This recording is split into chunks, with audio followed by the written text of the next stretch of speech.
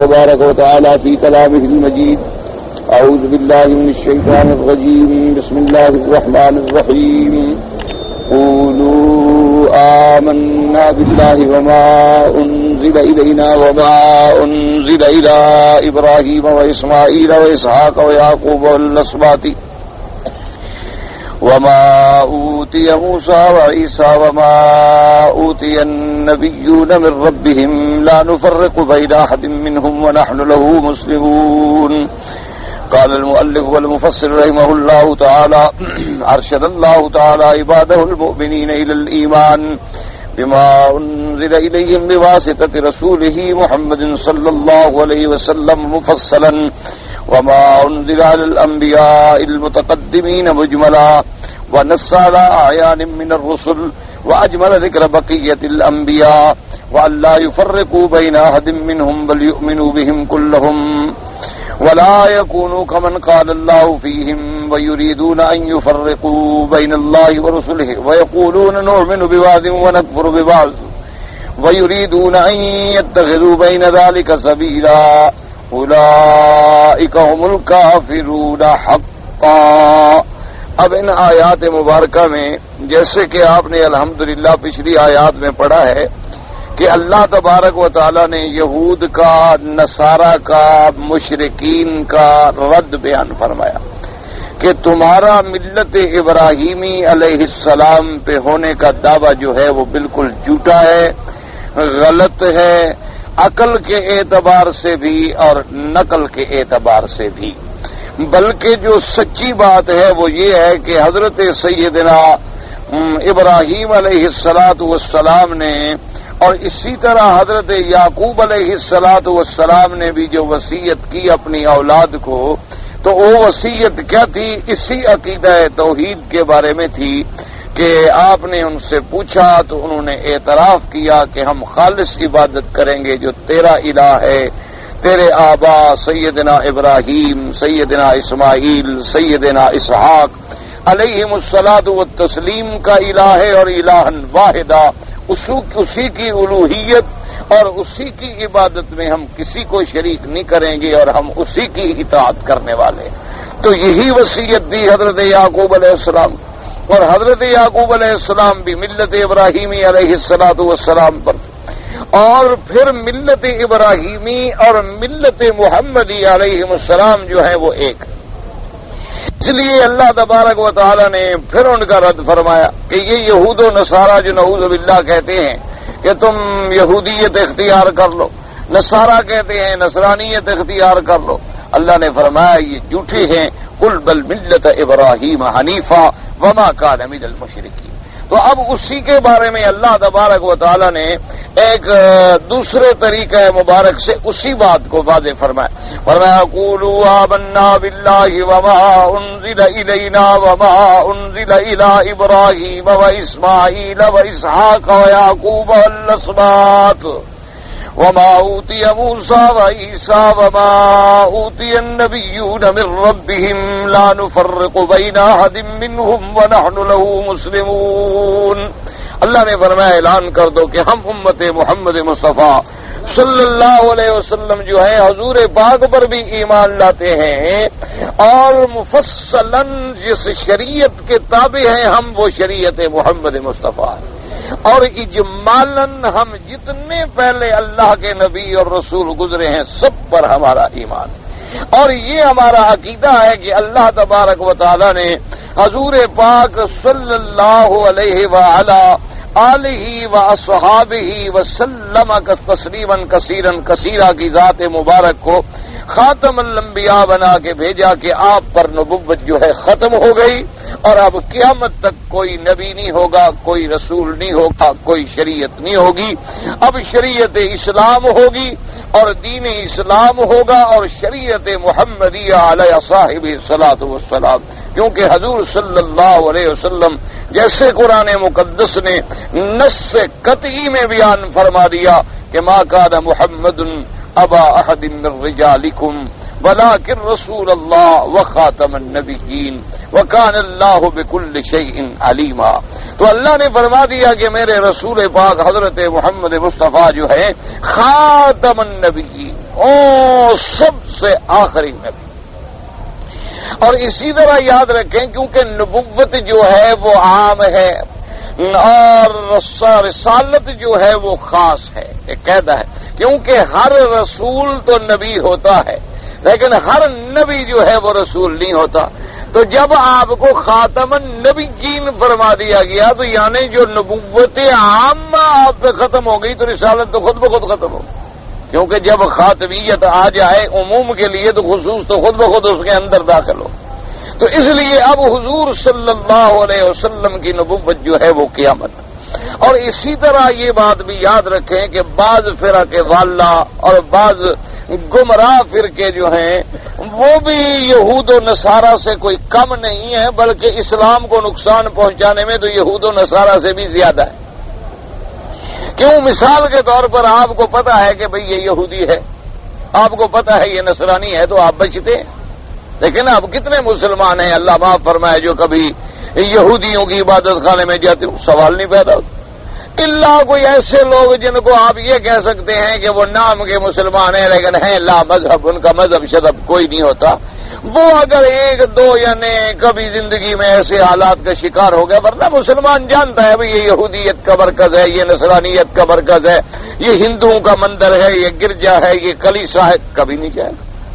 لیکن ان سے سب سے زیادہ نقصان دینے والے وہ فرقے ہیں جو مسلمانوں میں مل کر اسلام کو نقصان پہنچاتے ہیں. وہ یہود و نصارہ سے بھی بدتر ہیں، جیسے قادیانی، کہ انہوں نے نعوذ باللہ ثم نعوذ باللہ ثم نعوذ باللہ ختم نبوت کے عقیدے کو مجروح کر کے اور پھر نماز مسلمانوں کی طرف پڑھتے ہیں، رخ بھی قبلے کی طرف کرتے ہیں، اور جانوروں کو ذبیحہ بھی بسم اللہ اللہ اکبر کی طرح استعمال کرتے ہیں، حج بھی آ جاتے ہیں اور جمعہ بھی پڑھ لیتے ہیں. سارے کام اب وہ مسلمانوں والے بظاہر کر رہے ہیں تو مسلمانوں میں گویا نعوذ باللہ ملے ہوئے.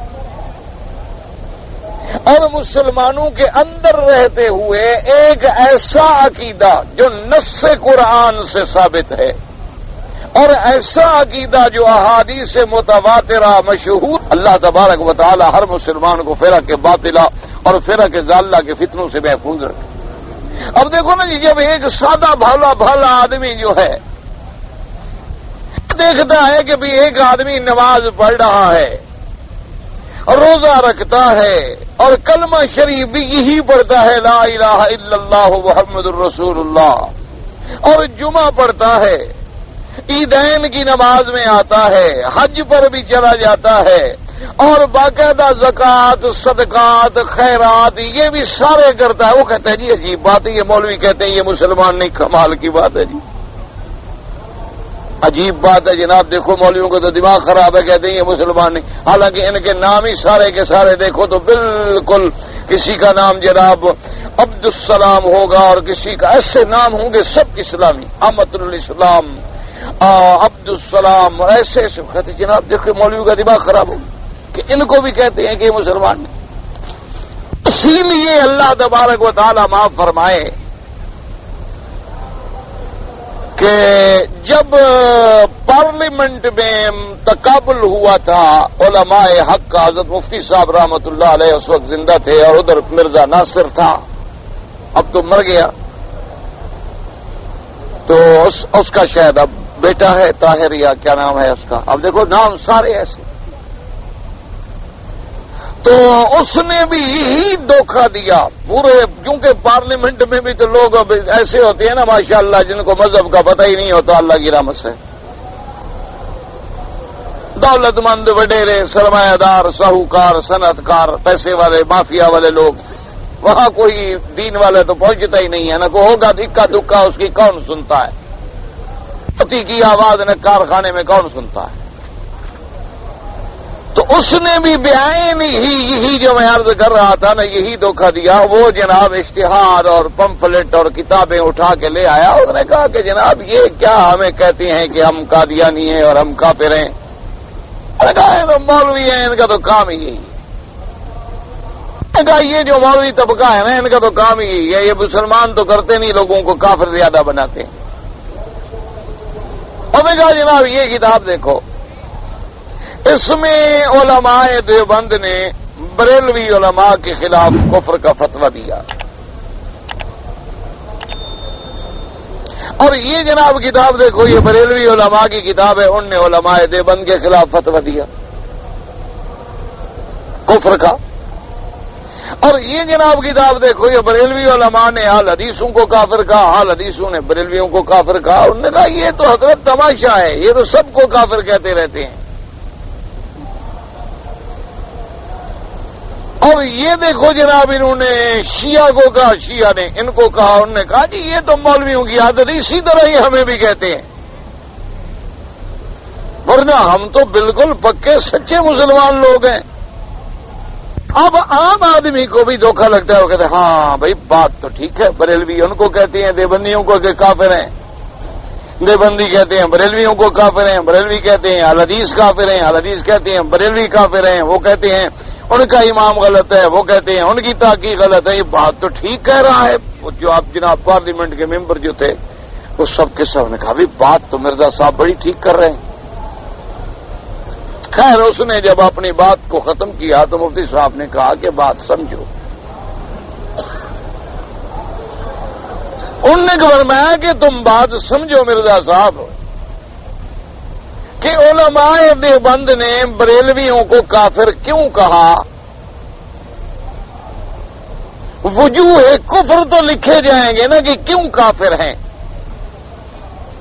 اس لیے انہوں نے کہا کہ غیر اللہ سے مدد مانگتے ہیں، غیر اللہ کو قبروں پہ سجدہ کرتے ہیں، اللہ کے سوا نبیوں کو اولیاء کو حاضر ناظر مانتے ہیں، اللہ کے سوا غیروں کی مدد کے قائل ہیں، غیروں کے نعرے لگاتے ہیں۔ یہ وجوہ کفر لکھنے کے بعد فتویٰ دیا کہ چونکہ ان کا یہ عقیدہ ہے اس لیے وہ کافر ہیں۔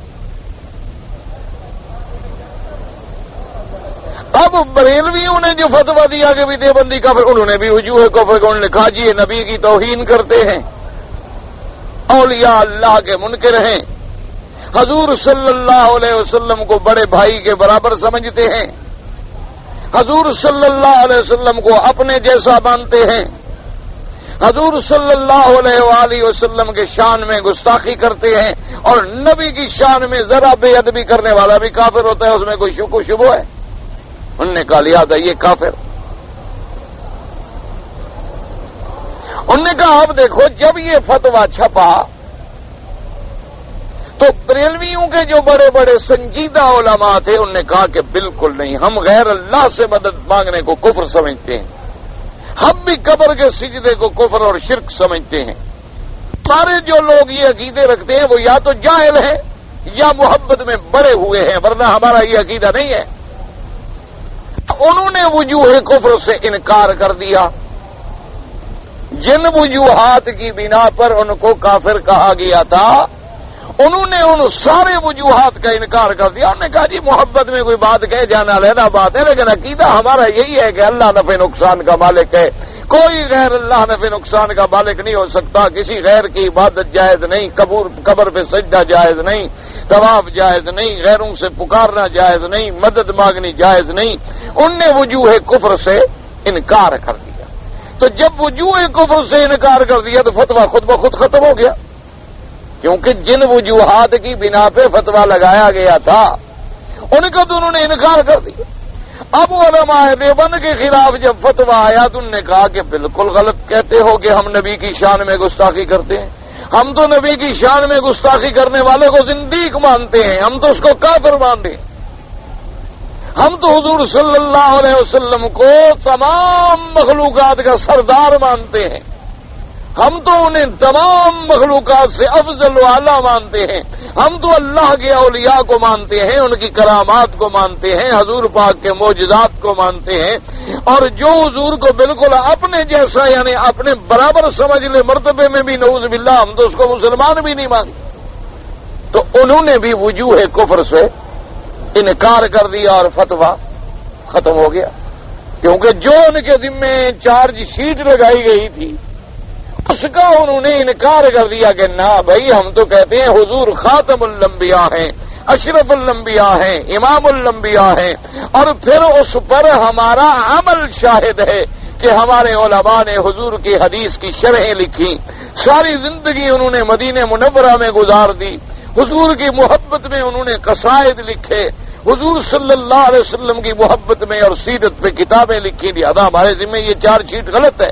تو جب انہوں نے وجوہ کفر کا انکار کر دیا تو فتویٰ خود بخود ختم ہو۔ تو اسی لیے مفتی صاحب نے فرمایا کہ اب تم قادیانی ہو، تمہارے ذمے علماء امت اسلام کا چارج شیٹ یہ ہے کہ تم حضور کی نبوت کے بعد مرزا کو نبی مانتے ہو، حضور کی ختم نبوت کے عقیدے کا انکار کرتے ہو، عیسیٰ علیہ السلام کی حیات کا انکار کرتے ہو، ان کے آسمانوں پہ زندہ بیٹھنے کا انکار کرتے ہو، تو ان وجوہات کی بنا پر تمہیں امت نے کافر کہا۔ تم بھی انکار کر دو وجوہات کفر کا، فتوے سے بچ جاؤ، بات ختم ہو گئی۔ تم بھی ابھی انکار کر دو، کہو نہیں نہیں ہم تو مرزے کو نبی نہیں مانتے، بات ختم ہو گئی۔ تم بھی فتوے سے بچ جاؤ۔ تم کس فتوے کی زد میں آتے ہو؟ فتوے کی زد میں تب تک آؤ گے جب تک اس وجوہ کفر پہ تم جمے رہو گے۔ اگر تم مرزے کی نبوت پہ جمے رہو گے تو کفر تمہارے اوپر جمع رہے گا۔ علیہ السلام کی موت پہ جمے رہو گے، اس کے عدم نزول پہ جمے رہو گے، حضور کی ختم نبوت میں تعویلیں اور تشریحیں اور بہانے بناؤ گے تو پھر تو کفر پکا ہے۔ تم وجوہات کفر کا انکار کر دو، ابھی ہم فتویٰ واپس لے لیتے ہیں، بات ہی ختم ہو گئی، تمہارا ہمارا جھگڑا ہی ختم ہو گیا۔ تو پھر جا کے لوگوں کو بات سمجھ آئی کہ مولوی کافر بناتے نہیں، کافر بتلاتے ہیں۔ ایک بات یاد رکھو، ایک ہوتا ہے کسی کو کافر بنانا، ایک ہوتا ہے کفر کے بارے میں بتلانا۔ تو علماء کا کام ہے کافر بتلاتے ہیں کہ بھئی اگر کوئی قرآن کا انکار کرے تو کیا ہو جائے گا؟ کافر ہو جائے گا۔ وہ بتلا رہے ہیں، کسی کو کہہ تو نہیں رہے کہ تم قرآن کو نہ مانو۔ کافر بنانا اور بات ہے، کفر کے بارے میں بتلانا اور بات ہے۔ یہ جاہل دھوکہ دیتا ہے عام لوگوں، دیکھو جی مولوی کافر بناتے ہیں۔ بھئی جو سیدہ عائشہ صدیقہ کی عصمت اور اللہ کے قرآن میں گواہی کے بعد بی بی پہ تہمت لگائے وہ کافر۔ اب جو حضور صلی اللہ علیہ وسلم کی ختم نبوت کے نص سے قطعی عقیدے کا انکار کرے اور تعویلات کرے وہ کافر۔ تو اب مولوی کفر کے بارے میں بتلا رہا ہے، یہ نہیں کہ کسی کو کافر بنا رہا ہے۔ تو اس لیے ہمیشہ سمجھا کریں۔ تو اللہ تبارک و تعالی رحمت فرمائے۔ تو سب سے بڑا ان فرقے نے بھی بڑی بڑی تعویلیں کی اور مسلمانوں کو بڑا نقصان پہنچایا۔ اللہ تبارک و تعالی ان کے فتنے سے عالم اسلام کو محفوظ رکھے۔ اب تو ان کا فتنہ اتنا اور عام ہو گیا کہ انہوں نے، چونکہ ان کے پاس دولت ہے، سرمایہ ہے، ان کے پشت پہ کفر کی طاقتیں ہیں اور کفر کی امداد ہے کہ مسلمان آپس میں لڑتے رہیں۔ اب دیکھیں نا جی، مولوی مکی تقریر کرے گا، کتنے آدمی سنیں گے؟ 100 آدمی سن لے گا۔ تو بعض اوقات کسی بڑے جلسے میں چلے گئے 10,000 آدمی سن لے گا۔ کوئی اور بہت بڑا جلسہ ہو جائے 50,000 لاکھ آدمی کا تو ان کو تو خیر بات سمجھ ہی نہیں آتی۔ جب مجمع زیادہ بڑا ہو جائے تو بات سمجھ ہی نہیں آتی، وہ تو صرف حاضری لگانے والی بات ہوتی ہے کہ ہم بھی جلسے میں گئے تھے، ورنہ جب مجمع بات ہو جائے شور ہوتا، کوئی مسئلہ تو سمجھ نہیں آتا۔ کتنے آدمیوں کو آواز پہنچ جائے گی، کتنے آدمیوں کو کیسٹ پہنچ جائے گا، کتنے آدمیوں کو روز میں ایک ہدایت کی۔ ان لوگوں کے پاس دولت ہے، میڈیا ہے، انہوں نے کیا کیا؟ چینل کے چینل خرید لیے اور اسلام کے نام پر وہ مرزا کے خطبات، مرزا کی کتابیں، مرزے کے کرامات، مرزے کے خدمات اور مرزے کے عیسائیوں کے ساتھ مناظرات وہ باقاعدہ روزانہ دکھلا رہے ہیں، اور جہاں جہاں ڈش موجود ہے وہاں ان کا چینل دیکھا جاتا ہے، اور تمام مرزائی جو ہیں، قادیانی جو ہیں، وہ جمعہ کے دن اس کا خطبہ سنتے ہیں۔ اب وہ فساد اور زیادہ پھیلنا شروع ہو گیا۔ اللہ تبارک و تعالی اب حق تو بہرحال حق ہے، کوئی دنیا کی طاقت حق کو مٹا نہیں سکتی. اللہ تبارک و تعالیٰ کی رحمت سے حق قائم رہے گا. لیکن مقابلے کے لیے ان کا اور ہمارا جوڑ کیا ہو سکتا ہے؟ یہ شاہین اور ممولے کی، کیونکہ آج سارا زور ہے دولت کا. آج ساری دنیا میں ہم تو ایک کتاب بھی چھپوانے پہ زور لگائیں تو وہ بھی کوئی اہل خیر کسی کے دل میں اللہ نے بات ڈال دی اور اس نے کہا کہ اچھا ٹھیک ہے جناب آپ جمع کریں میں چھپوا دوں گا. پھر کسی کو کہا بھی تم جمع کرو، کسی کو کہا تم کیسٹ سنو، کسی کو کہا تم نقل کرو، پھر کسی کو کہا بھی اس میں تم غلطیاں نکالو، کسی کو کہا ذرا مسودہ پڑھ لو. خود تو نصیب ہی نہیں ہوتا، اتنا وقت ہی نہیں ہوتا کہ اپنی کتاب کی آدمی آپ غلطیاں نکال سکے. یعنی عجیب لطف کی بات ہے، آپ حیران ہوں گے. میری کتاب الحمدللہ 3 جلد چھپ گئی اور 4تھا جلد چھپ رہا ہے، میں نے خود آج تک نہیں پڑھی.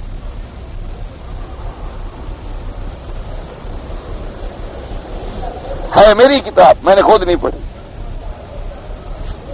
وقت ہی نہیں، کس وقت پڑھ لوں. اس لیے اس میں بعض باتیں وہ تقریر والی ہوتی ہیں. تقریر میں تو تقریر ہوتی ہے نا، درس علیحدہ بات، تقریر علیحدہ بات ہوتی ہے. اب ٹیپ والا بیچارہ جو ٹیپ سے سنے گا وہ لکھے چلا جاتا ہے. اچھا کچھ لکھنے میں بھی اس سے ایک بات اوپر نیچے ہو جاتی ہے، کہیں ہائیں کا نہیں لگ گیا، کہیں نہیں کا ہاں لگ گیا، کہیں اگر کا مگر لگ گیا، کہیں مگر کا اگر لگ گیا، پوری عبارت صفحہ کا صفحہ بدل گیا. تو اس لیے میں عرض کر رہا تھا کہ چونکہ اتفاق سے بات یاد آ گئی تو سمجھو ہم مسلمانوں کا کیا عقیدہ ہے کہ تمام انبیاء برحق، تمام اللہ کے رسول برحق، اللہ کے کروڑوں صلاۃ و سلام ہوں ان پر، ہمارا ان پر اجمالاً ایمان ہے. اور ہمارا عقیدہ کیا ہے کہ اب خاتم الانبیاء جو ہیں وہ سیدنا محمد مصطفیٰ صلی اللہ علیہ وسلم، اور مفصل ایمان جو ہے وہ شریعت محمد مصطفیٰ پہ ہے کہ حضور کی شریعت سے آنے سے پہلی شریعتیں بھی ختم، پہلی کتابیں بھی ختم، پہلے احکام بھی ختم. اب قیامت تک کے لیے جو نبوت ہے، کتاب ہے، شریعت ہے، وہ میرے مدنی سرکار سیدنا محمد الرسول اللہ صلی اللہ علیہ وسلم کی ہے. اور اسی لیے میرے اللہ نے فرمایا میرا مدنی اعلان کر کے ان کو سمجھاؤ کہ جاہلو ہم تمہاری طرح نہیں، قولوا آمنا بما انزل الینا کہ وما انزل الی ابراہیم، ہمارا تو اس کتاب پہ بھی ایمان ہے جو ہماری طرف اتاری گئی، سیدنا ابراہیم، سیدنا اسماعیل، سیدنا اسحاق، ان کی اولاد، ان کی ذریت، ہمارا تو سب پہ ایمان. اور اس کے بعد جو اللہ نے موسیٰ علیہ السلام کو عطا فرمایا ہمارا اس پر بھی ایمان، جو اللہ نے عیسیٰ علیہ السلام کو عطا فرمایا ہمارا اس پر بھی ایمان ہے.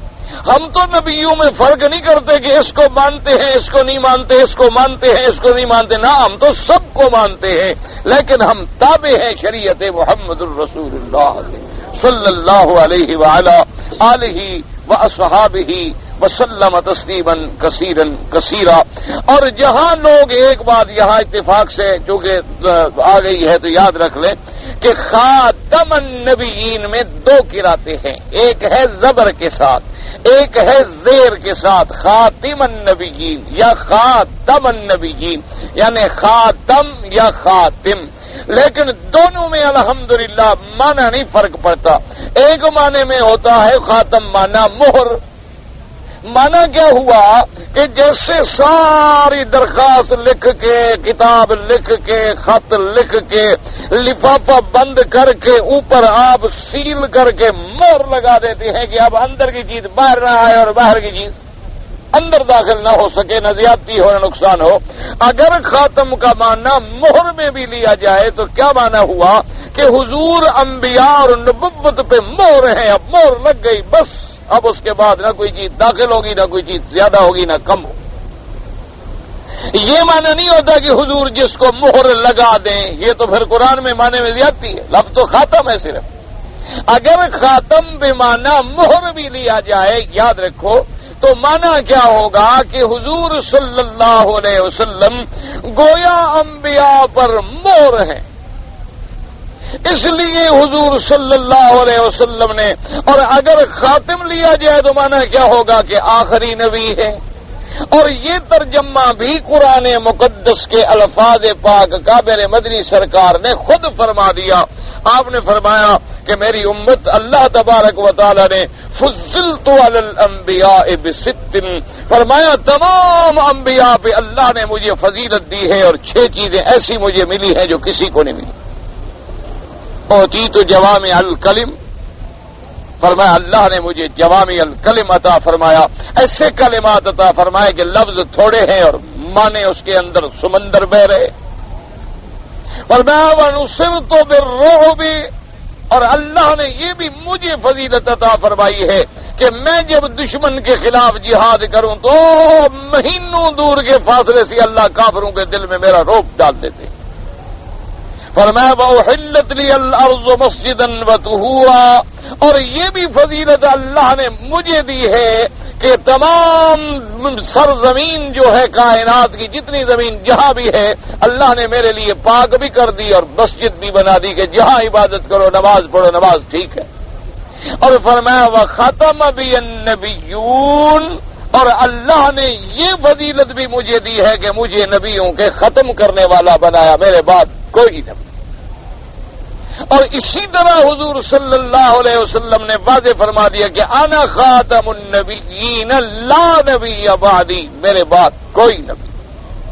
اور پھر یہ بات بھی دیکھ لیں کہ میرے مدنی سرکار کے بعد زمانہ صدیق میں رضی اللہ تعالیٰ عنہ میں، یعنی صحابہ کا جو پہلا اجماع ہوا ہے نا جی، کہ جس پہ سارے صحابہ متفق ہوئے ہیں، یہی مسئلہ ختم نبوت ہے۔ سب سے پہلا اجماع اسی پہ ہوا۔ حضرت صدیق نے حکم دیا کہ مسلمہ کذاب کا مقابلہ کیا جائے، جس نے جھوٹا دعوی نبوت کیا ہے، تو سیدنا صدیق رضی اللہ تعالیٰ عنہ نے اس مرتد کے خلاف جہاد کیا، لڑائی لڑی اور اس فتنے کو ہمیشہ کے لیے ختم کیا۔ تو اب مانا کیا ہوا کہ قرآن میں جو لفظ ہے، میرے مدنی پاک نے جو وضاحت فرمائی ہے، لاکھوں صحابہ نے بھی اسی وضاحت پہ ایمان اور عقیدہ رکھتے ہوئے ہر مدعی نبوت کے ساتھ جہاد کا حکم دیا کہ جو بھی جھوٹا نبوت کا دعویٰ کرے گا اس کا علاج اب تلوار کے سوا کوئی نہیں۔ اور اسی طرح ایک بات یاد رکھ لیں کہ ایک معنی میں خاتم کے معنی میں آتا ہے یعنی جس پہ کمالات کی انتہا ہو جائے۔ یہی وجہ ہے کہ اب یہ ظالم جو ہے نا جی، مسلمانوں کے عقیدے کو توڑنے کے لیے کبھی تو مثنوی کے شعر لے آتے ہیں کہ دیکھو جی مولانا روم نے یہ لکھا ہے، اور کبھی ایک کتاب ہے تحذیر الناس، بڑی دقیق کتاب ہے شیخ قاسم نانوتوی رحمت اللہ علیہ کی، وہ لے آتے ہیں دیکھو جی انہوں نے یہ لکھا ہے۔ انہوں نے تو لکھا ہے کہ خاتم کا معنی ہوتا ہے کمالات کا اور شرف اور جامعیت کے معنی میں، اس کا معنی آخر تو نہیں ہوتا۔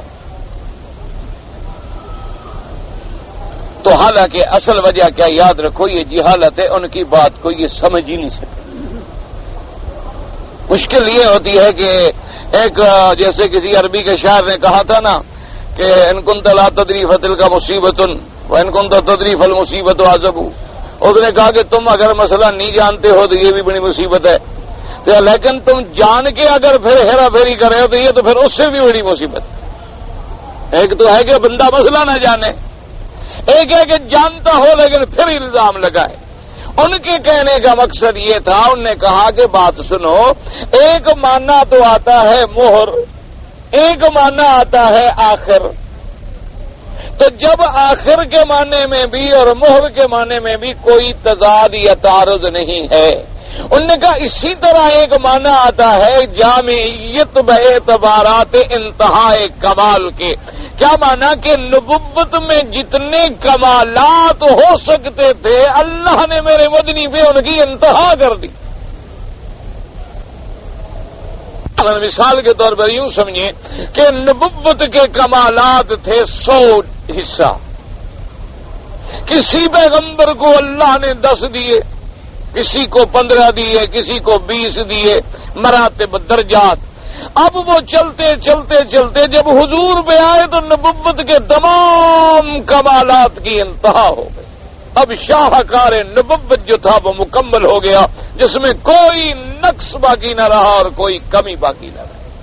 تو انہوں نے فرمایا کہ یوں سمجھو کہ خاتم کا معنی یہ ہے کہ آخر ہیں بے اعتبار زمانے کے، جس طرح آپ آخری نبی ہیں، آپ کے بعد نبی کوئی نہیں، اسی طرح رتبے میں بھی آپ ایسے نبی ہیں جن سے اوپر کسی کا رتبہ ہی نہیں، یعنی بے اعتبار زمان بھی آپ کی نبوت آخری ہے، بے اعتبار رتبی، بے اعتبار مرتبہ و کمالات بھی آپ کی نبوت آخری ہے کہ اللہ نے میرے مدنی کو پیدا فرما کے میرے پاک نبی کو اعزاز ختم نبوت کے تاج کا سر پہ تاج رکھ کے اب تمام نبوت کے کمالات کی انتہا کر دی، اس کے بعد کوئی چیز باقی بچی نہیں کہ کوئی اور آئے۔ کا مقصد یہ تھا، اور انہوں نے یہ سمجھا کہ وہ رتبی ختم نبوت کا معنی کر کے شاید آخری نبوت کا نعوذ باللہ اس کے اندر کوئی تحرک ہے غلط۔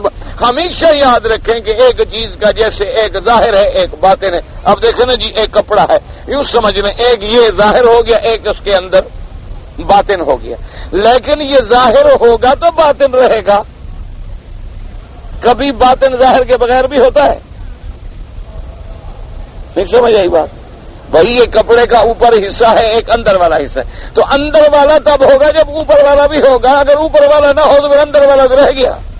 اندر والا تو ہوتا ہی تب ہے جب اوپر والا، کیا اسی لیے یعنی بطن تو تب ہوگا جب ظاہر ہو۔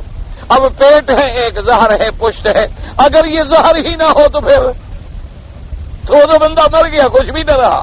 اسی طرح اب جب آخری نبوت تو آپ قائم رکھیں گے، اگر ظاہر والا معنی ہی آپ اڑا دیں تو پھر اندر والا معنی تو رہا ہی نہیں۔ اس لیے بعض اوقات لوگوں کو سمجھ نہیں ہوتی تو پھر اللہ تبارک و تعالی معاف کرے۔ جیسے حضور پاک صلی اللہ علیہ وسلم نے ارشاد فرمایا کہ خواب جو ہے یہ بھی 24ویں جز ہے نبوت کی۔ حدیث مبارک میں آ گیا کہ خواب جو ہے الرؤیا، فرمایا یہ جو ہے یہ 24واں جز ہے نبوت کا۔ تو قادیانی نے یہ بھی بہانہ بنایا کہ دیکھو جی خواب باقی ہے کہ نہیں، تو لہذا نبوت باقی ہے۔ یہ بھی کیا تھا؟ ایک دھوکھا تھا، یاد رکھو۔ دیکھو نا جی، مثلا یہ ہاتھ بندے کی جز ہے، ٹانگ جز ہے، آنکھ جز ہے، اور اچھا اگر ہاتھ کاٹ کے کہیں ڈال دو تو کہو گے ہاتھ پڑا ہے، یہ نہیں کہو گے کہ بندہ پڑا ہے۔ ایک جز ملے تو اس جز سے کبھی یہ نہیں ہوتا کہ اسے پورے یہ کہو گے کہ بندے کا ہاتھ ہے، لیکن یہ نہیں کہو گے کہ یہ بندہ ہے جو کہ جز جو ایک پڑی ہے۔ پہلے انبیاء علیہم السلام کو نبوت ملنے سے پہلے اللہ خواب دکھلاتے ہیں، تو وہ خواب رحمانی جو ہے تو گویا وہ بھی انبیاء کے لیے ایک مقام ہے۔ تو اب اللہ نے جو خواب باقی رکھے مومنین متقین کے، تو گویا وہ انبیاء علیہم السلام کی ان صفتوں میں سے اسے ایک جز کو باقی رکھا گیا۔ یہ تو نہیں کہ ایک جز ہو تو لہذا نبی بن گیا، وہ ایک جز والا نبی بن جائے۔ تم ایک آنکھ نہ ہو تو کانا کہتے ہو، دونوں نہ ہوں تو اندھا کہتے ہو، ٹانگیں نہ ہوں تو لنگڑا کہتے ہو، یہاں ایک جز والے کو نبی مان لو گے؟ یہ کیا ہے؟ یہ ایک دھوکھا ہوتا ہے۔ اللہ تبارک و تعالی معاف کرے مسلمانوں کے عقیدے میں دھوکے ڈالنے کا اور فتنے ڈالنے کا اور مسلمانوں کو اپنے راستے سے ہٹانے کا اور بہکانے کا۔ اللہ تبارک و تعالی آپ کو بھی، مجھے بھی اور ہر مسلمان کو محفوظ فرمائے۔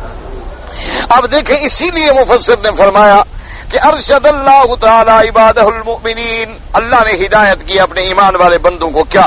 بما انزل الیہم بواسطۃ رسولہ محمد صلی اللہ علیہ وسلم، جو اللہ نے قرآن اتارا حضور پاک صلی اللہ علیہ وسلم کے ذریعے مفصلا، وما انزل علی الانبیاء المتقدمین مجملا، اور جو پہلے انبیاء علیہ السلام پہ اللہ نے کتابیں اتاری ان پر ہمارا اجمالی ایمان ہے کہ جو اللہ نے اتاری برحق بس ہمارا ایمان ہے۔ ونزل آیات من الرسل، اللہ نے بعض پیغمبروں کا تو یہاں ذکر فرما دیا ہے، اور بعض پیغمبروں کا اللہ تبارک و تعالی نے اجمالاً ذکر کر دیا، یعنی جیسے فرمایا وما انزل الی ابراہیم و اسماعیل و اسحاق و یعقوب والاسباط، اب اسباط میں سب ذریت آ گئی، اور اس کے بعد فرما دیا وما اوتی موسیٰ و عیسیٰ وَإِن لَّمْ يُفَرِّقُوا بَيْنَ أَحَدٍ مِّنْهُمْ تاکہ ہم جو ہے کسی پیغمبر میں تفریق نہ کریں، بل يُؤْمِنُوا بِهِمْ كُلُّهُمْ، ہمارا ایمان تمام نبیوں پہ ہے، وَلَا يَكُونُوا كَمَنْ قَالَ اللَّهُ فِيهِمْ، تم ایسے نہ بنو جیسے کہ اللہ نے فرمایا پہلے لوگ جو گزرے وہ کیا کہتے تھے، وَيُرِيدُونَ أَن يُفَرِّقُوا بَيْنَ اللَّهِ وَرُسُلِهِ، وہ لوگ تفریق کرتے تھے اللہ تبارک و تعالی اور رسول کے درمیان میں، وَيَقُولُونَ نُؤْمِنُ بِبَعْضٍ وَنَكْفُرُ بِبَعْضٍ، اور وہ کیا کہتے تھے کہ ہم ایمان لائے، بعض پر ایمان لائے اور بعض پہ کفر کیا، وَيُرِيدُونَ أَن يَتَّخِذُوا بَيْنَ ذَلِكَ سَبِيلًا، اور چاہتے تھے کہ کوئی درمیانی راہ نکال لیں، اس کو مانے اس کو نہ مانے، اس کو مانے اس کو نہ مانے، فرمایا اولئک هم الکافرون حقا، فرمایا یہی لوگ ہیں جو پکے کفر پہ ہیں، پکے کافر ہیں جن کے کفر میں کوئی شک نہیں۔ اب دیکھو نا جی، بعد ہمارے اسی آیت سے بھی دھوکہ دیتے، کہتے ہیں دیکھو جی وَيُرِيدُونَ أَن يُفَرِّقُوا بَيْنَ اللَّهِ وَرُسُلِهِ، کہ وہ اللہ اور اللہ کے رسولوں کے درمیان میں تفریق کرتے ہیں تو کافر ہیں، اللہ اور اللہ کے رسولوں کے درمیان میں تفریق کرتے ہیں، تفریق ماننا جدائی کرتے ہیں تو کافر کرتے ہیں۔ دیکھو جی یہی تو ہم کہتے ہیں کہ نبی خدا ایک کوئی ہے، یہی تو ہم کہتے ہیں نا کہ نیچے ہے تو احمد ہے اور اوپر ہے تو آد ہے تو خود ہی ہے، کہ ان میں علیحدہ تو نہ کرو، نا علیحدہ کرو گے تو کافر بن جاؤ گے۔ وہ اسی اللہ کے قرآن کی آیات کو اب دیکھو کیسے تحریف کرتے ہیں، اللہ معاف کرے۔ حالانکہ قرآن نے اپنا ترجمہ خود کر دیا، یہ قاعدہ ہوتا ہے قرآن جہاں بیان کرے آگے تفسیر موجود، وَيُرِيدُونَ أَن يُفَرِّقُوا بَيْنَ اللَّهِ وَرُسُلِهِ، وہ تفریق ہے کیا؟ وَيَقُولُونَ نُؤْمِنُ بِبَعْضٍ وَنَكْفُرُ بِبَعْضٍ، وہ یہ کہتی ہیں ہم ان پر تو ایمان لاتے ہیں، ان پہ ایمان نہیں لے آتے۔ یہ تفریق ہے کہ اللہ کے کسی رسول کو ماننے اور کسی کو نہ ماننے، جیسے یہودی کہتے ہیں موسیٰ علیہ السلام کو مانتے ہیں لیکن حضرت محمد مصطفیٰ کو نہیں مانتے، عیسائی کہتے ہیں ہم عیسیٰ علیہ السلام کو مانتے ہیں، حضرت محمد مصطفیٰ صلی اللہ علیہ وسلم کو نہیں مانتے۔ یہ تفریق ہے، یہ مانا نہیں کہ نبی اور خدا ایک ہوتا ہے، ان کو علیحدہ نہ کرو۔ اللہ تبارک و تعالی رحمت فرمائے، چونکہ باطل تو پھر ہر جگہ تماشے بناتا ہے نا جی۔ فرماتے ہیں فضل وقال البخاری رحمہ اللہ تعالی حدثنا محمد بن بشار قال اخبرنا عثمان بن عمر قال اخبرنا علي بن المبارك عن يحيى بن ابي كثير عن ابي سلمة بن عبد الرحمن عن ابي هريرة رضي الله تعالى عنه قال كان اهل الكتاب يقرؤون التوراة بالعبرانية ويفسرونها بالعربية لأهل الإسلام، فقال رسول الله صلى الله عليه وسلم لا تصدقوا اهل الكتاب ولا تكذبوهم وقولوا آمنا بالله وما انزل الله۔ اب مفسر رحمۃ اللہ علیہ فرماتے ہیں امام بخاری رحمۃ اللہ علیہ نے یہ حدیث مبارک ذکر کی ہے نبی ہریرہ رضی اللہ تعالی عنہ، انہوں نے فرمایا کہ اہل کتاب جو تھے یعنی یہودی اور نصرانی یقرؤون التوراۃ، تورات کو عبرانی لغت میں پڑھتے تھے چونکہ تورات عبرانی میں نازل ہوئی تھی، وَيُفَسِّرُونَهَا بِالْعَرَبِيَّةِ لِأَهْلِ الْإِسْلَامِ، تورات کی عبارت پڑھتے عبرانی میں اور پھر ترجمہ کرتے اس کا عربی میں۔ اب ترجمہ کرنے والے وہی یہودی، تو اس لیے حضور نے فرمایا لا تصدقوا اہل الکتاب ولا تکذبوہم، نہ تو ان کی بات کو سچا سمجھو نہ ان کو جھوٹا جانو، کیوں پتہ نہیں وہ تورات پڑھے اور ہم کہہ رہے ہیں کہ نہیں مانتے ہم، نہ بلکہ یہ کہو قولوا آمنا باللہ وما انزل اللہ، ہمارا اللہ پر ایمان ہے اور اللہ نے جو اتارا ہے اس پر ہمارا ایمان ہے۔ اگر تورات میں بات اللہ نے اتاری ہے اور وہ تم ٹھیک پڑھ رہے ہو تو ہمارا ایمان ہے، اگر تم ترجمہ غلط کر رہے ہو تو اس کا مطلب ہے کہ اللہ نے پھر یہ نہیں اتارا۔ تو حضور صلی اللہ علیہ وسلم نے ایک بات ہمیں سمجھا دی کہ اگر کوئی اہل کتاب آج بھی تمہارے سامنے کوئی عبارت پیش کرے تو ابھی ہمارا تو اس پہ ایمان ہے جو اللہ نے اتارا۔ اب چونکہ عبرانی زبان ہے ہم جانتے نہیں، اور پھر جو موجود ہے تورات پتہ نہیں وہ کس حد تک صحیح ہے اور کتنی تم نے بدل ڈالی ہے، کیونکہ یحرفون الکلم عن مواضعہ، ان کی تو عادت تھی تعریف کرنے کی۔ وقد روى مسلم وابو داود والنسائی من حدیث عثمان بن حکیم عن سعید بن اسحاق بن باز رضی اللہ تعالی عنہ قال كان رسول اللہ صلی اللہ علیہ وسلم اکثر ما يصلي الركعتين اللتين قبل الفجر بآمنا بالله وما انزل الينا الآية والأخرى آمنا بالله واشهد بأننا مسلمون. ابو بصیر رحمۃ اللہ علیہ فرماتے ہیں کہ امام مسلم رحمۃ اللہ علیہ نے، امام ابو داؤد اور نسائی رحمۃ اللہ علیہ نے حضرت ابن عباس رضی اللہ تعالیٰ عنہ کے واسطے سے یہ حدیث مبارک ذکر فرمائی کہ کان رسول اللہ صلی اللہ علیہ وسلم اکثر ما یصلی، حضور مدنی سرکار صبح کی نماز سے پہلے جو 2 رکعتیں پڑھتے تھے اس کے اندر زیادہ تر آپ پہلی رکعت میں آمنا باللہ وما انزل الینا جو آیت ہم نے پڑھی ابھی یہ پڑھتے تھے، اور دوسری رکعت میں پڑھتے آمنا باللہ واشہد بأننا مسلمون، یعنی وہ آیت پڑھتے تھے پوری جس کے اندر یہ الفاظ مبارک آتے ہیں.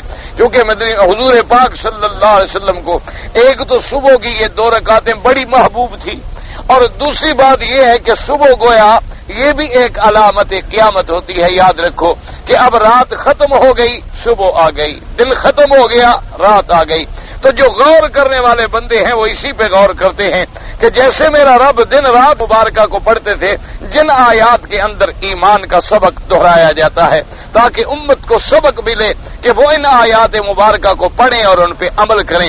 اسی لیے میرے مدنی سرکار صلی اللہ علیہ وسلم اللہ کے کروڑوں صلاۃ و سلام ہوں، آپ جب صبح اٹھتے اور آسمان پہ نظر ڈالتے فرماتے ان فی خلق السماوات والارض واختلاف اللیل والنہار لآیات لأولی الالباب الذین یذکرون اللہ قیاما وقعودا وعلی جنوبہم ویتفکرون فی خلق السماوات والارض ربنا ما خلقت ھذا باطلا سبحانک فقنا عذاب النار. تو عام آپ دیکھیں گے. اور دوسری رکعت میں کرو لات کیوں کہ مشرکین مکہ کا زور تو سارا کعبے میں تھا نا شرک کا، تو اللہ کے پاک نبی نے جب شرک کا زور توڑ دیا، توحید کا جھنڈا گاڑ دیا، اللہ کا کعبہ اللہ کی توحید کا مرکز بن گیا، تو اسی ان صورتوں ترجیح دی کہ جن سے کفر کے ساتھ برات کا اعلان کرو اور اللہ کی توحید کا اعلان کرو. تو اسی لیے تمام احادیث مبارکہ پہ آپ نظر ڈالیں گے کہ جو جو آیات حضور پاک نے جہاں جہاں پڑھی ہیں وہ اسی مناسبت کے ساتھ ہیں. اگر اللہ وہ نصیب کر دے تو سبحان اللہ، ورنہ تو نماز میں جہاں سے بھی آپ قرآن پڑھیں گے نماز ٹھیک ہے، الحمدللہ ثم الحمدللہ، آپ کوئی بھی 3 آیات پڑھ لیں سبحان اللہ، لیکن وہ صورتیں اگر پڑھیں جو حضور پاک نے پڑھی ہیں تو سبحان اللہ نور علی. ہم نے قرآن بھی پڑھا اور پھر اتباع سنت سید الانام بھی کر لی صلی اللہ علیہ وعلی آلہ واصحابہ وسلم تسلیما کثیرا کثیرا. تو بعض لوگوں کو اللہ نے بڑا مہارت دی ہے. ہمارے ہاں بھی ایک شخص تھے ماشاءاللہ، اب تو میرے خیال میں وہ فوت ہو گئے، تو اللہ نے ان کو بھی ماشاءاللہ قرآن پہ ایسا عبور دیا تھا نا جی کہ جب بھی کوئی بات ہو، کوئی ملاقات ہو، کوئی علمی بات ہو تو فوراً وہ اسی کے مطابق قرآن کی آیت پڑھتے فوراً.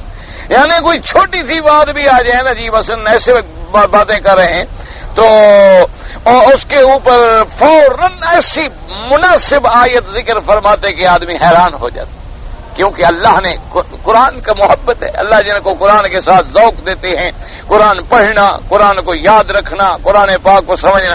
مجھے آج تک یاد ہے ہم چھوٹے تھے تو وہ آئے ہمارے مدرسے کو دیکھنے کے لیے، تو وہاں گرمی دیہات کے علاقے تھے، ہمارے دیہاتی علاقے اور بستیوں میں آپ جانتے ہیں اب تو ماشاءاللہ خیر شہر بن گئے ہیں، آج کل تو اللہ کی رحمت سے بڑے شہر ہیں، لیکن ہمارے وقت میں تو دیہات تھے، گاؤں تھے، نہ کوئی بجلی، نہ کوئی سڑکیں، نہ کوئی پنکھا، نہ کوئی چیز.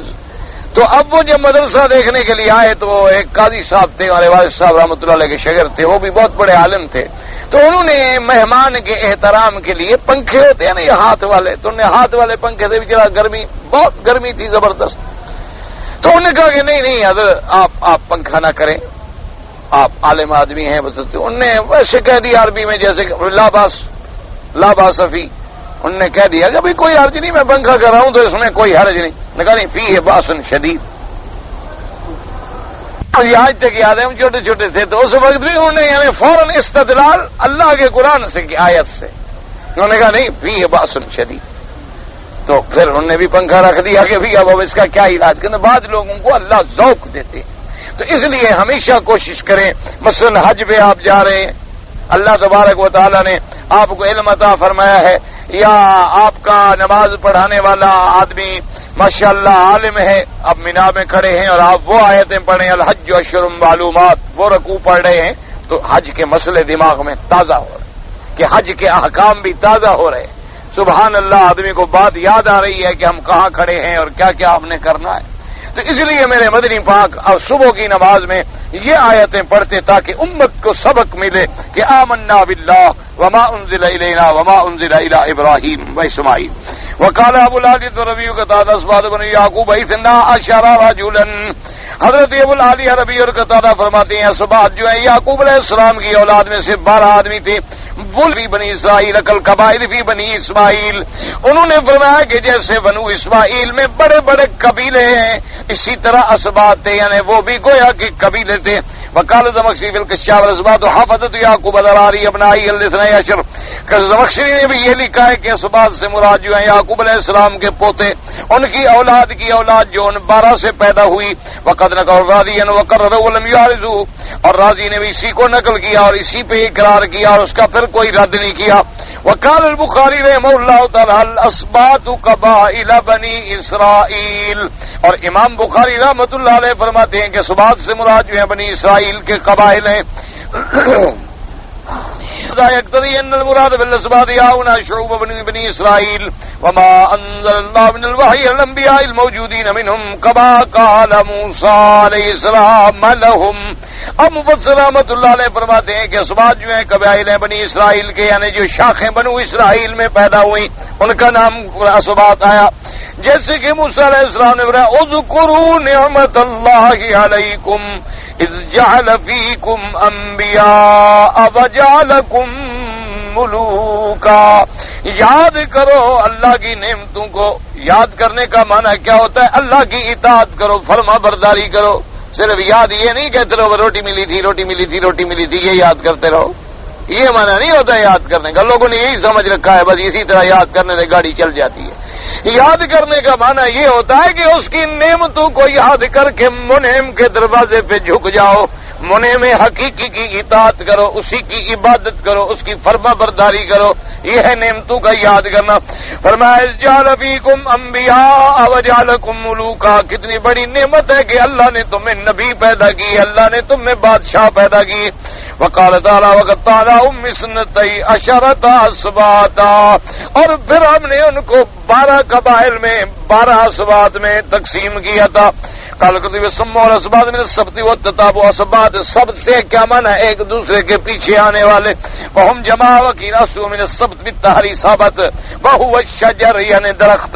ای فی الکثرت بمنزلت الشجر الواحدۃ ثبتا، جیسے ایک درخت ہوتا ہے اور کئی اس کی شاخیں ہوتی ہیں.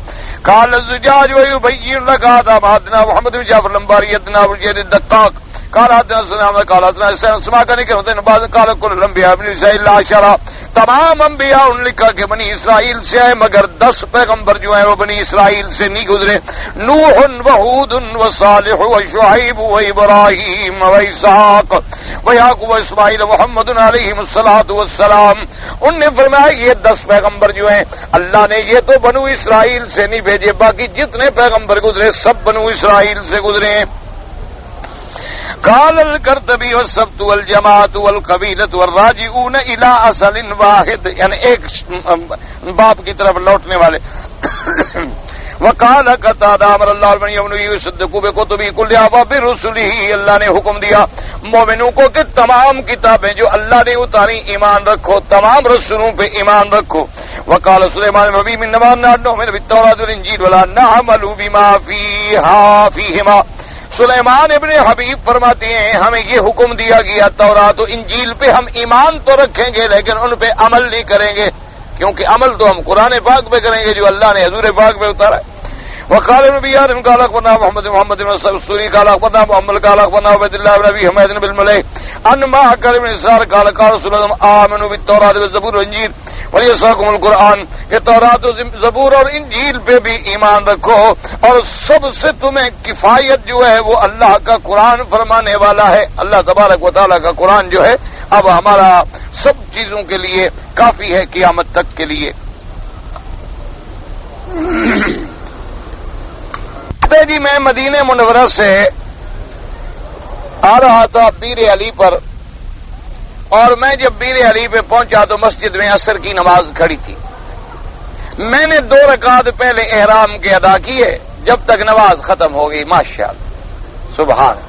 یعنی جو 2 رکعت نفل پڑھنی تھی حضرت نے اس کو تو مقدم سمجھا، عصر کی جماعت چھوڑ دی. اللہ معاف کرے. ہمارے ہاں یہی مصیبت ہے. ہمارے ملک کا یہ ایک بہت بڑا مسئلہ ہے کہ ہم چھوٹی باتوں پہ بڑا زور دیتے ہیں اور اہم جو ہے اس کو چھوڑ دیتے ہیں. مسجد کو ہم دور سے سلام کریں گے، جوتا ہم مسجد سے ماشاءاللہ کوئی 1 قلعہ دور اتاریں گے کہ ادب ہے مسجد شریف کی بے ادبی نہ ہو، لیکن نماز اللہ کی رحمت سے نہیں پڑھیں. اگر کبھی بھولے سے آ بھی جائیں غلطی کر کے مسجد میں، کبھی آ جائیں مسجد میں غلطی کر کے، تو وہ بھی اللہ کی رحمت سے نہ فاتحہ آتی ہے، نہ سورت آتی ہے، نہ تسبیح کا پتہ ہے، نہ دعائے قنوت کا پتہ ہے، نہ فرض کا پتہ ہے، نہ نماز کے اندر کے فرائض کا پتہ ہے، نہ ارکان کا پتہ ہے، نہ واجبات کا پتہ ہے. بس لوگوں کو دیکھا وہ کھڑے ہیں، ہم بھی کھڑے ہو گئے، وہ پڑھ رہے ہیں، ہم بھی پڑھ رہے ہیں. اللہ کے بندے تم نے تو غلطی کی. یاد رکھو کہ جب مسجد میں آؤ اور فرض کھڑے ہیں تو شامل ہو جاؤ جماعت میں، نماز پڑھو پہلے، اور نماز پڑھ کے سلام پھیر کے لبیک پڑھ لو. 2 رکعتیں پڑھنے کی تو ضرورت ہی نہیں تھی. جو 2 رکعتیں غیر ضروری تھی تم نے ان کو پڑھا اور فرض جماعت سے محروم ہو گئے، اور بعد میں تم نے 2 رکعت نماز علیحدہ پڑھی. تو اس لیے ہمیشہ ایسی غلطی نہ کریں. اللہ تبارک و تعالی ہدایت دے کہ یاد رکھو جب آدمی مسجد میں آ جائے اور نماز کھڑی ہو جائے، نماز کھڑی ہو جائے تو بس فوراً فرض میں ملے، نہ سنتیں پڑھے. مؤکدہ سنتیں وہ بھی چھوڑ دے، نماز پڑھے. چل جائیں گے تم نفلیں شروع کر دو.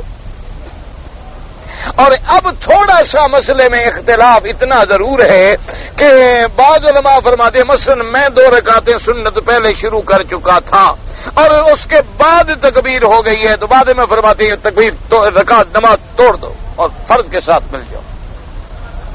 فرض کے ساتھ مل جاؤ، چونکہ حضور نے فرمایا اذا اقیمت الصلاۃ فلا صلاۃ الا الصلاۃ المکتوبہ او کما قال النبی صلی اللہ علیہ وسلم، کہ جب اقامت ہو جائے، تکبیر ہو جائے تو بس اب فرض نماز پڑھو اور نماز نہ پڑھو. اور بعض امام فرماتے ہیں کہ جب یعنی اقامت ہو جائے، یہ تو اقامت سے پہلے شروع کر چکا تھا، اس وقت تو اقامت نہیں تھی، اس تو پہلے شروع کر چکا ہے. اور قرآن کہتا ہے کہ لا تبطلوا اعمالکم، اپنے اعمال جو ہیں ان کو باطل بھی نہ کرو. تو اس لیے اگر یہ اتنا پڑھ سکتا ہے، اس کو پتا ہے کہ مجھے انشاءاللہ پہلی رکعت ہی نصیب ہو جائے گی، لیکن راجح قول وہی ہے کہ جب جماعت کھڑی ہو جائے جماعت میں مل جائے، تاکہ بلا وجہ لوگوں کو تفریق کا اندیشہ بھی نہ ہو کہ بھئی وہ اپنی نماز پڑھ رہے ہیں، یہ اپنی نماز پڑھ رہے ہیں، یہ کیا مسلمان ہیں، ان کی نمازیں بھی اب علیحدہ ہو گئی ہیں. تو اس لیے ہمیشہ وہ تم نے غلطی کی اور آئندہ ایسی غلطی نہ کرو. احرام کے لیے پھر 2 رکعت پڑھنے کی تمہیں ضرورت ہی نہیں تھی. فرض نماز کے بعد سلام پھیر کے لبیک اللہم لبیک لبیک لا شریک لک لبیک پڑھتے. اچھا وجہ کیا تھی؟ کبھی عصر کے بعد تو میں نے نماز پڑھنی نہیں. وہ دماغ میں مسئلہ کھڑا تھا نا کہ عصر کے بعد تو میں نے نماز پڑھنی نہیں ہے. ٹھیک ہے، وہ حدیث ہے، ہمارا ایمان ہے، ہمارا ایمان ہے. حضور پاک صلی اللہ علیہ وسلم فرمان ہے کہ عصر کے بعد نہ پڑھو جب تک کہ سورج نہ ڈوب جائے. چلو حرم میں تو اجازت کا مسئلہ ہے، باہر تو کسی کے نزدیک بھی اجازت نہیں ہے، باہر تو کسی کے نزدیک بھی وہ دماغ میں کھڑا تھا، لیکن یہ دماغ میں بھول گیا جو فرض جو کھڑے ہیں میں فرض کے بعد بھی احرام کی نیت کر سکتا ہوں. امام کو رکوع سے اٹھنے کے بعد جب وہ کہتا ہے سمع اللہ لمن حمدہ تو ربنا لک الحمد بھی کہے. بالکل کہے، کیوں نہ کہے. امام کو منع ہے؟ امام کے لیے منع نہیں، لیکن یہ ہے کہ وظیفہ یہ ہے کہ امام سمع اللہ لمن حمدہ کہے اور مقتدی ربنا لک الحمد حمدا کثیرا طیبا مبارکا کما یحب ربنا ویرضا. کم از کم اتنا تو یاد رکھ لو تاکہ آدمی کمر بھی سیدھی رہے، اور پھر جب تک امام نہ جھکے تم نے نہیں جھکنا ہے. میری والدہ بیمار ہیں، اللہ تمام بیماروں کو شفا دے. فاطر السماوات والارض، یہ قرآنی دعا مناجات وغیرہ میں پڑھ سکتا ہے. انت ولی فی الدنیا، ہاں بطور دعا پڑھو انت ولی فی الدنیا والآخرہ توفنی مسلما والحقنی بالصالحین. بالکل جتنی قرآن میں دعائیں ہیں وہ ضرور پڑھا کرو.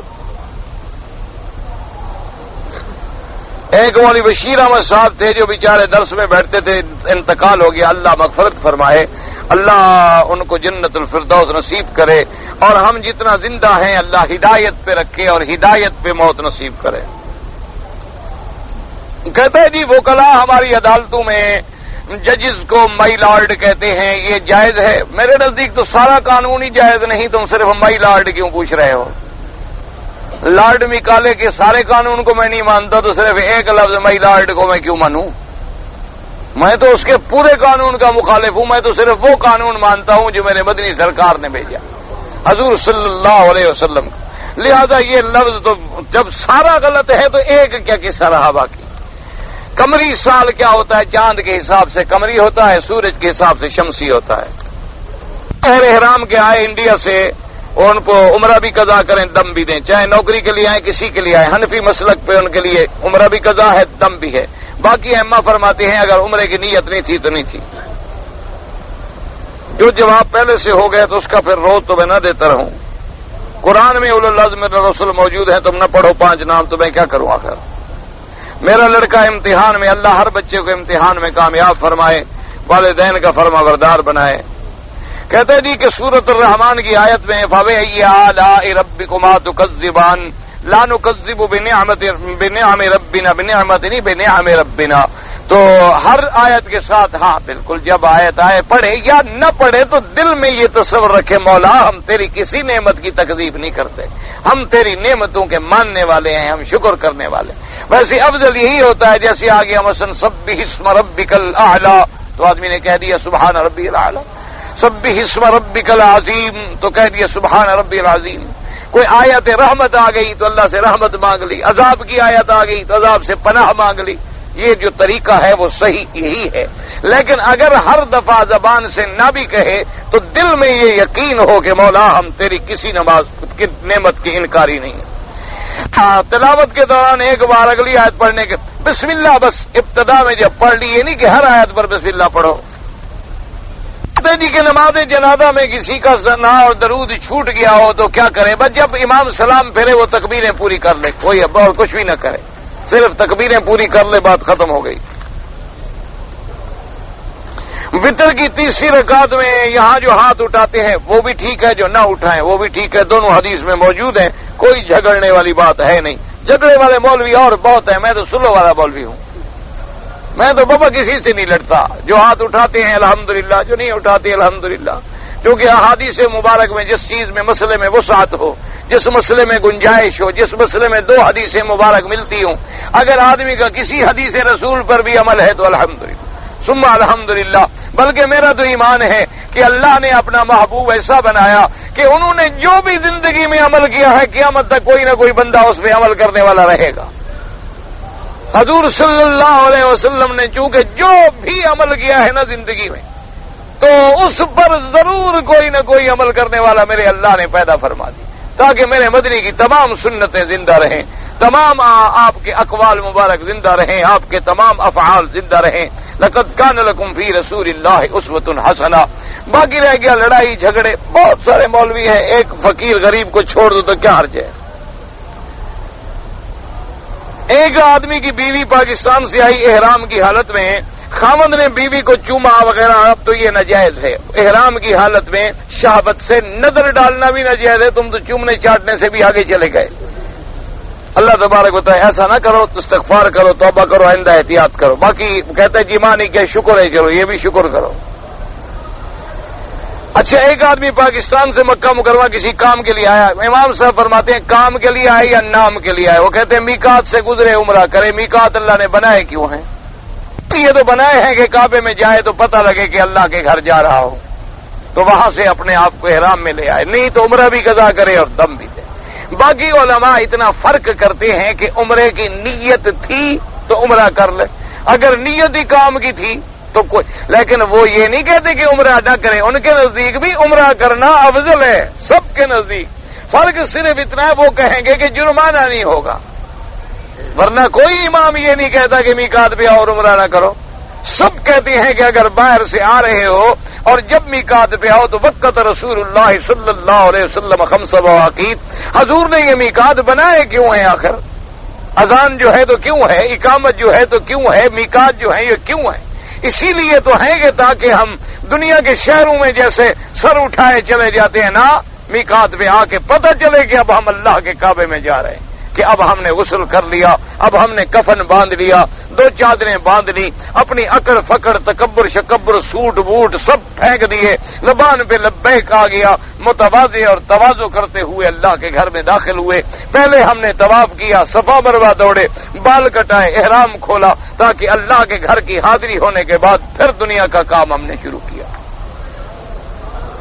حضرت علی کرم اللہ وجہہ کی شہادت کس سجدے میں ہوئی پتہ نہیں، سجدے میں پتہ نہیں یا مسجد میں ہوئی، کہتے تو ہے نا جب اشر میں اللہ عالم، دفن وہی ہوئے، باقی اللہ جانتے ہیں۔